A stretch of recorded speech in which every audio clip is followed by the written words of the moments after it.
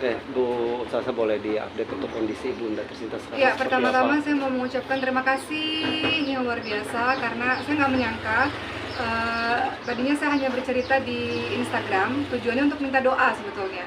Karena saya nggak tahu orang soleh mana yang doanya dikabulkan oleh Allah untuk ibu saya. Namun saya tidak menyangka bahwa ternyata banyak teman-teman yang ingin tahu perkembangan kondisi ibu, dan saya pikir ini cara saya untuk minta doa lagi kepada teman-teman semua. Jadi saya mau ucapkan terima kasih atas semua perhatian, atas semua doa. Kadang-kadang saya ketemu orang kemudian mengatakan, ibu gimana kabarnya? Jadi kadang-kadang saya suka terharu juga dengan itu. Termasuk makasih ya untuk teman-teman semua yang berkali-kali nanya kabar ibu. Alhamdulillah setelah 11 hari di ICU di kota Mekah dan kami bisa pulang ke Indonesia dengan baik, alhamdulillah. Ibu saya sekarang masih di ICU. Setelah ini saya akan datang lagi ke rumah sakit karena dokter mau ketemu sama saya. Sudah 5 hari di ICU di Jakarta, tapi ibu dalam keadaan membaik. Tidak seperti ketika di kota Mekah. Di kota Mekah itu masih pakai ventilator dan alat-alat yang sangat banyak yang saya nggak tahu itu alat apa. Namun alhamdulillah ventilator sebenarnya sudah bisa dilepas, makanya dokter izinkan untuk pulang ke Indonesia untuk mendapatkan pengobatan lanjutan. Namun ternyata sampai di Indonesia masih harus di ICU lagi. Jadi ini hari kelima, tadi dokter mengatakan lagi, para suster di ICU mengatakan ibu saya harus transfusi darah lagi karena HB yang rendah. Jadi memang dalam 1 bulan ini memang saya banyak mengosongkan waktu untuk tidak pergi keluar kota untuk berdakwah. Seperti biasanya kan selalu keluar kota untuk berdakwah. Karena memang masih fokus dulu dengan ibu, jadi nggak terlalu banyak bekerja atau berdakwah, nggak terlalu banyak keluar rumah terlalu sering karena di jam-jam tertentu setiap harinya saya harus ke rumah sakit bersama dengan adik-adik. Jadi di ICU tidak bisa dijenguk oleh semua orang, makanya saya juga minta maaf karena banyak sekali.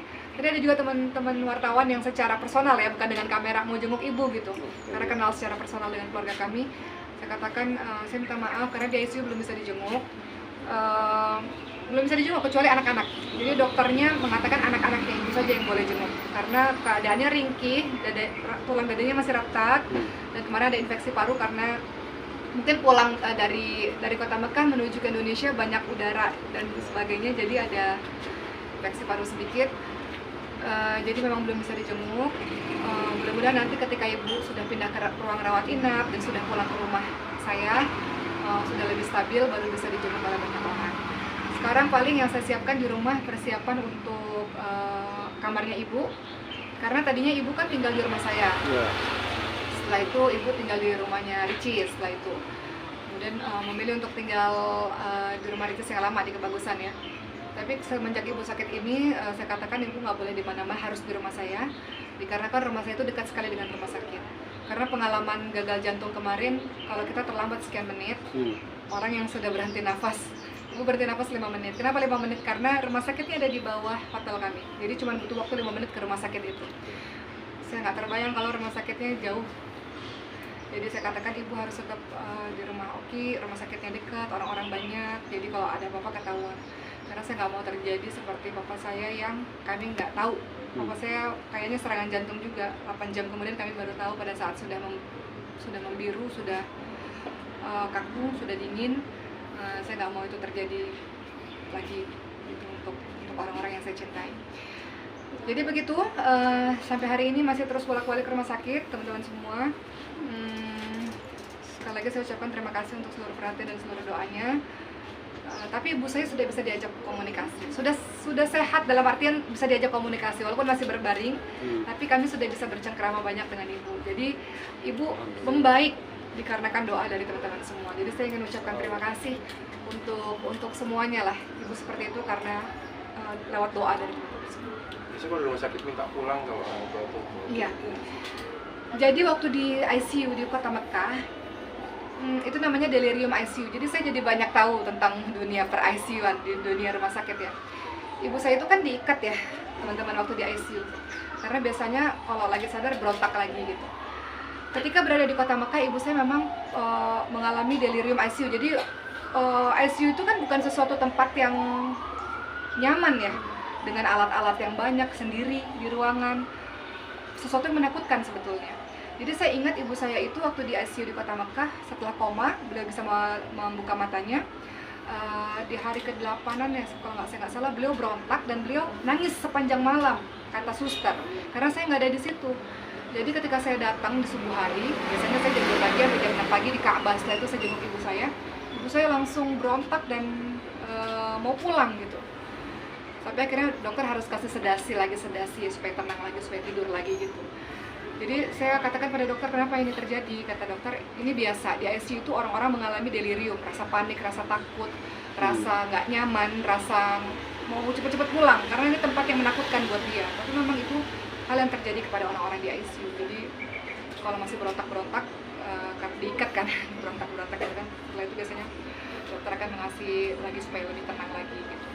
Tapi sekarang ibu kondisinya alhamdulillah sehat, sehingga di ICU sekarang ini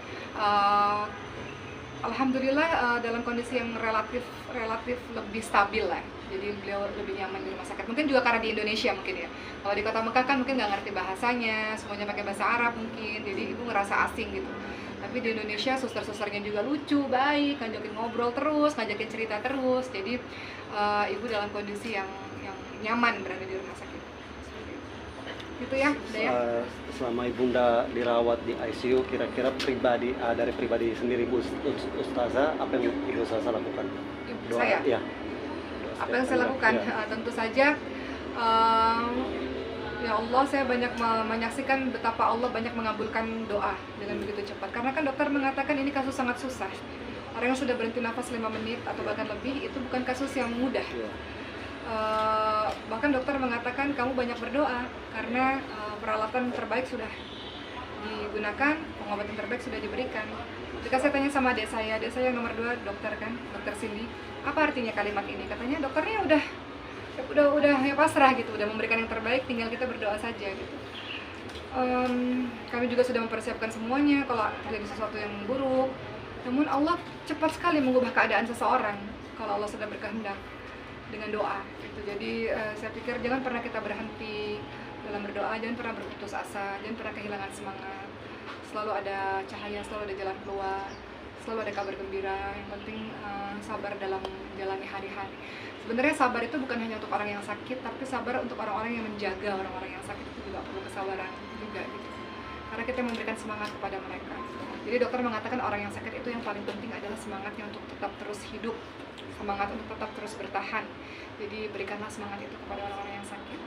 Jadi sekarang yang saya lakukan, sekarang di rumah saya mempersiapkan kamar untuk ibu, karena ibu nggak bisa di lantai 2 ya, harus di lantai dasar, nggak bisa naik tangga dan sebagainya.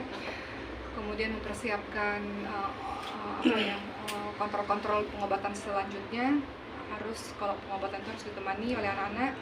Kemudian obat-obatan, kadang-kadang ibu saya suka buang obatnya, suka nggak diminum obatnya. Itu harus lebih ketat dalam urusan obat. Saya kemarin waktu di ICU Kota Mekah, saya minta kepada Allah kasih saya kesempatan untuk kembali bisa bakti sama ibu saya, ya Allah gitu. Dan Allah sampai hari ini Allah jabah, jadi mudah-mudahan Allah bantu saya dan adik-adik untuk bisa lebih berbakti lagi kepada ibu kami, insyaallah. Nah, Kak, Ibu saya masih muda sebetulnya. Ibu saya masih usia hampir 60 tahun ya. Sekarang 59 tahun sebetulnya. Namun karena beliau itu sudah ada autoimun sejak 17 tahun yang lalu. Minum obat belasan tahun sehingga ada penyakit komplikasi. Jadi memang Allah uji beliau di usia muda.